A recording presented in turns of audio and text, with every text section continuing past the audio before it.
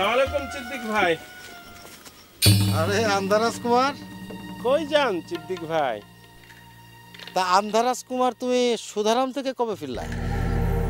এই তো এই এক দিবস এক রাত্রি যাপন করিয়েই চলে আসছি।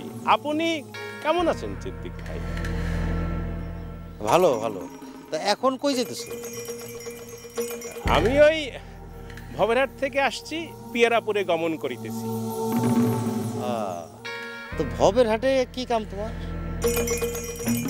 না সিদ্দিক ভাই, কোনো হাটে বাজারেই আমার কোনো কাজ নেই।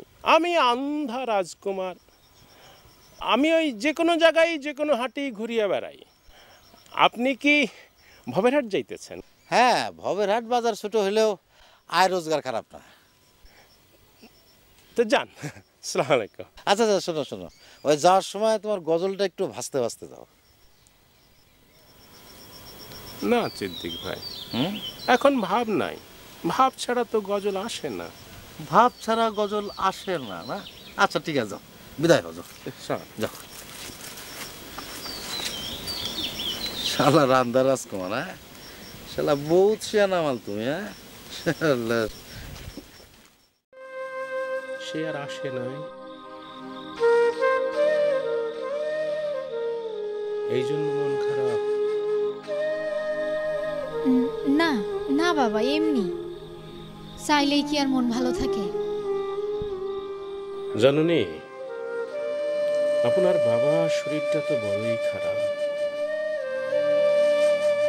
তিনি চলিয়া যাইবার পর আপনার যে কি হইবে আমি সেইটাই ভাবিতেছি।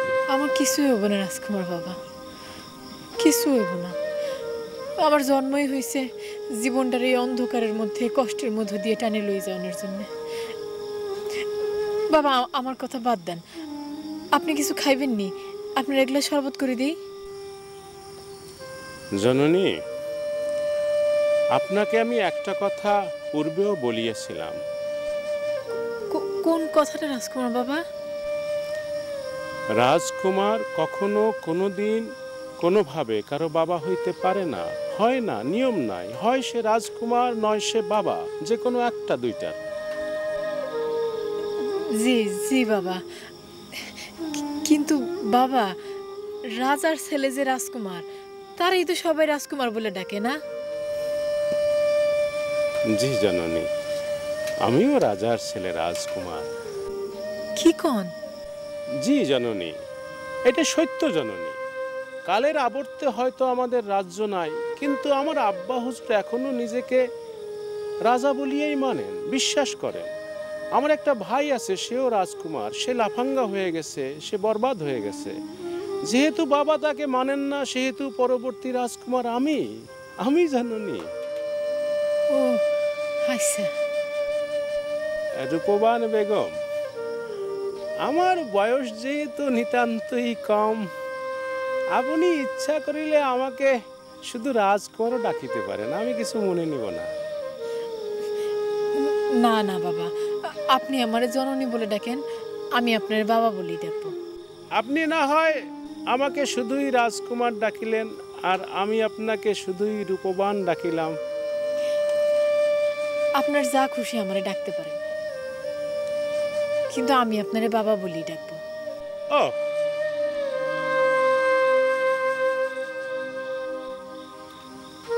আমার ধারণা অদ্য রাত্রিকালীন সময়ে তিনি না আসিলেও কল্য প্রভাতে তিনি অবশ্যই আসিবেন।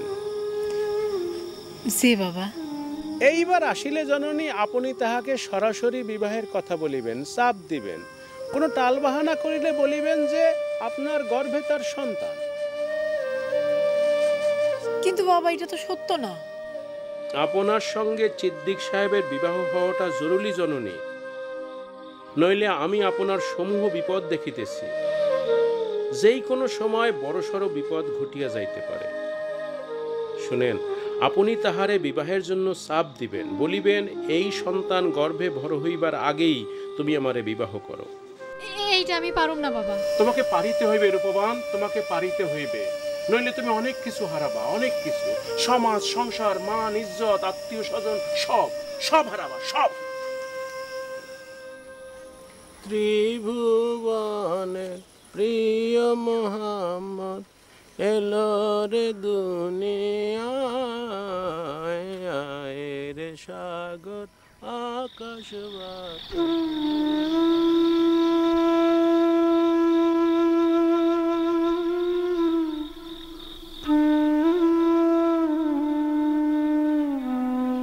আমার তো আর কিছুই নাই, তুমি আমার আর কি শেষ করবা কও তো? আমি কারো কিছু শেষ করি নাই রূপবান, তোমারও কিছু শেষ করি নাই। শেষ করো নাই, শেষ করো নাই, ধ্বংস করছো তুমি আমারে। আমি প্রত্যেকবার কসম কাটি, তোমারে আর আমার বাড়ির ত্রিসীমানায় ভিড়তে দিব না। তোমারে দেখা আমার হে কসম যে কই যায়, পারি না। তুমি আইয়া তোমার মতো কইরা আমারে দখল কইরা নাও। বারবার আমি হাইরা যাই, বারবার হারি। এইটারে হার কয় না, এটা হলো জিত,